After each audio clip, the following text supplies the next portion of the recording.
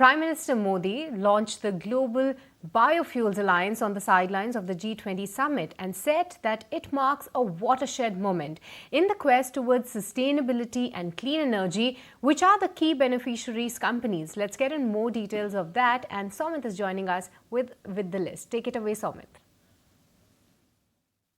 Well, on the sidelines of the G20 Summit, the Prime Minister Narendra Modi announced the Global Biofuel Alliance. Now, the alliance intends to expedite the global uptake of biofuels through facilitating technology advancements, intensifying utilization of sustainable biofuels, and by shaping robust standard setting and certification. Now, the aim is to foster global collaboration for the advancement and widespread adoption of biofuels. Now, the countries which are involved in this alliance are the names of Singapore, Bangladesh, Italy, USA, Brazil, Argentina, Mauritius and UAE, and all these countries which have signed onto the alliance have good potential in the biofuel space. Now for Singapore, for example, if you see, has a large oil trading shipping sector, and this can relatively easily pivot to ethanol and biodiesel trade also going forward. Now Bangladesh energy is an energy importer with fertile land and has good potential for biofuel production just like India, and can allow for a creation of a subcontinental biofuels market.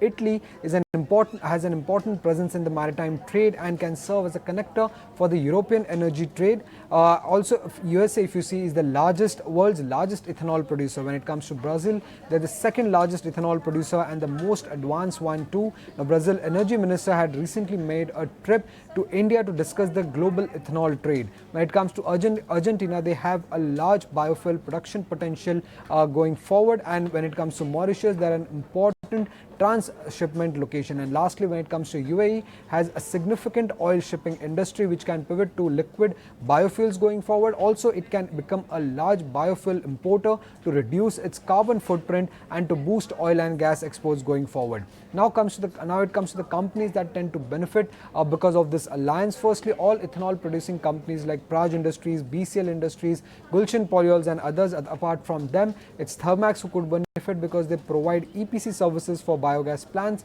Then there is a small cap company called Kotak Industries which manufactures and sells biodiesel, could also benefit. Then there is Vinati Organic which manufactures methanol, which is a key raw material needed for biodiesel production. Then there is Everest Kanto, which could also benefit because it manufactures cylinders which can be used for storing of biogas. Then there is another small cap company which is EKI Energy Services, which provides carbon offset accounting and trading services. And then there is Escorts Kubota, which could also beneficiary because it will be an indirect beneficiary from boost in rural income, which we could see if biogas exports get a boost in the country. Then there is one company which could actually see a negative impact because of this alliance, and that is Kirloskar Oil, because that manufactures biogas genset, and analysts believe that increased access to foreign technology can mean lower sales for certain technology providers like Kirloskar Oil. So keep an eye out for these companies in trade and going forward on the back of the Global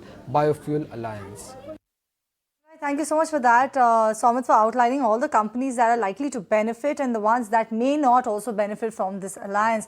But earlier in the day, we spoke to Shishir Joshipura, who is the MD and CEO at Praj Industry, who believes that the Global Biofuel Alliance is a significant deal for the entire industry, and the move will also expedite the policy sharing and technological know-how between the nations. Listen in to what else he had to say.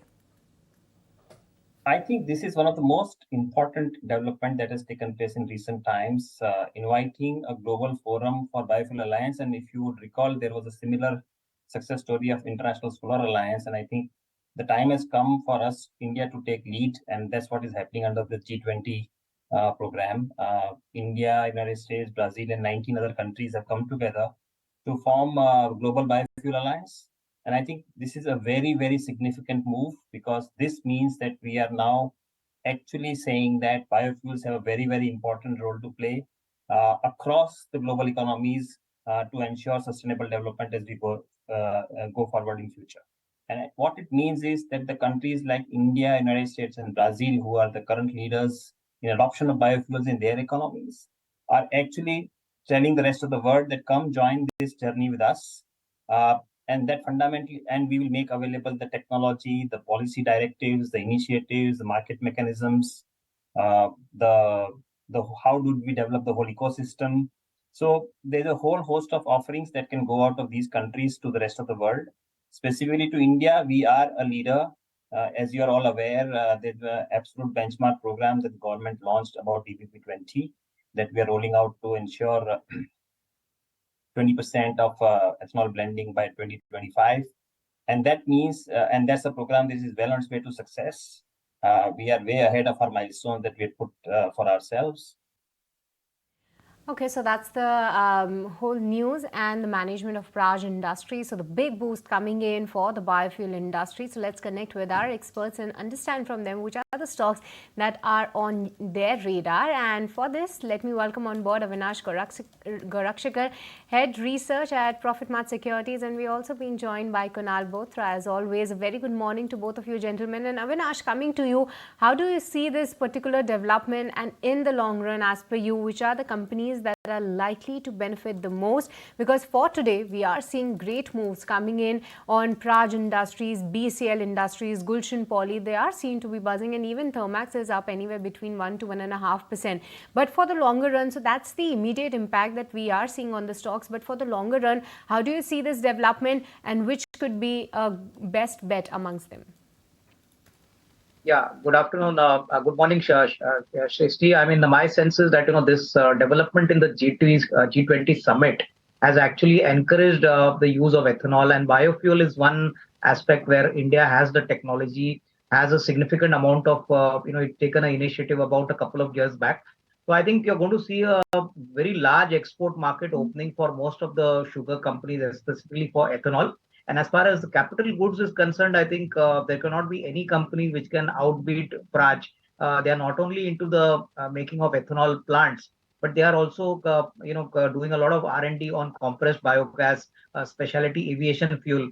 So I think going forward, you're going to see a lot of interest coming in for these companies. Possibly some companies could get in large export orders over the next, say, 12 to 15 months. And I think, the kind of roadmap which the Prime Minister Narendra Modi has pointed out, I think clearly points out that, technology access to certain countries which don't have will also be shared by Indian companies. So I think it's going to be a very big opportunity. The markets have obviously rewarded all these companies by, showing a strong bounce back in the stock prices of all sugar and especially larger ethanol players. But I think over a longer period of time, I think these would definitely give a decent risk reward to investors, provided the view is slightly longer term. Because probably for action to start on the ground, it would take some time. But yes, I think the roadmap is very clear. And over the next, say, couple of years, you could see a lot of benefits coming to companies like Balrampur Chini, Dhampur Sugar, Praj Industries, Triveni Engineering, which are very large players in the ethanol space. That's the take coming in from Avinash. A very good morning to you, Avinash. Good morning to you as well, Kunal. And that entire list of stocks is pretty huge if you talk about the sugar companies and the ones that will benefit from ethanol blending. Out of the vast ocean, which one do you think is the best fit?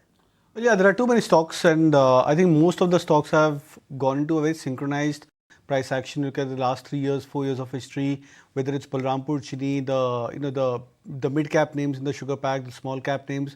I think all of them have moved in a very synchronized kind of a manner. But then I would stick to the two formidable names over here. Praj Industries, of course, the stock looking extremely strong, has already broken past about the 2021-22 highs. Around that 470 mark. It's trading with a margin of 20% higher from those levels. Even Balrampur Chini, I think at current levels is poised for a very strong breakout.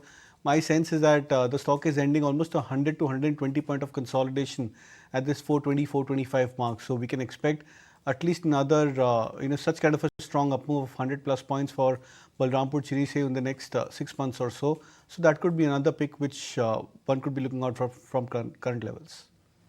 Okay, so that's the take coming in from both of our experts on the companies that are related to this big announcement on the biofuel industry. But with this, viewers, it's time to slip into a short break.